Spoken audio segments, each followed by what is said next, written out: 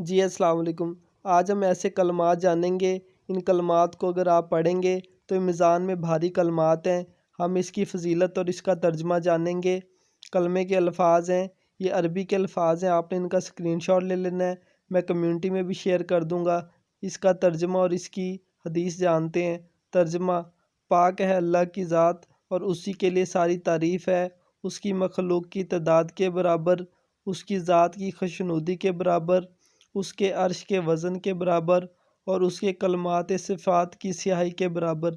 حدیث فائدہ: ام المومنین حضرت جویریہ رضی اللہ عنہ فرماتی ہیں کہ ایک دفعہ نبی کریم صلی اللہ علیہ وسلم ان کے پاس سے صبح سویرے نماز کے لیے تشریف لے گئے اور وہ مصلی پر بیٹھی ہوئی تھی۔ پھر سورج کے نکلنے اور روشن ہو جانے کے بعد تشریف لائے تو دیکھا کہ میں ابھی تک مصلی پر بیٹھی ہوئی ہوں۔ آپ صلی اللہ علیہ وسلم نے فرمایا، تم ابھی تک اسی طرح بیٹھی ہوئی ہو؟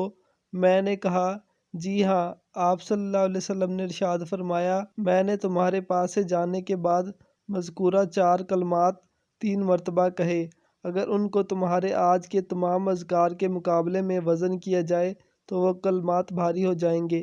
آگے یہ مسلم شریف کا حوالہ دیا ہوا ہے۔ ان کلمات کی بہت فضیلت ہے۔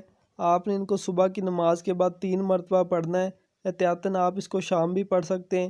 ان کی بہت زیادہ فضیلت ہے اور میزان میں بھاری کلمات ہیں۔ دعا ہے کہ اللہ تعالیٰ عمل کی توفیق عطا فرمائے۔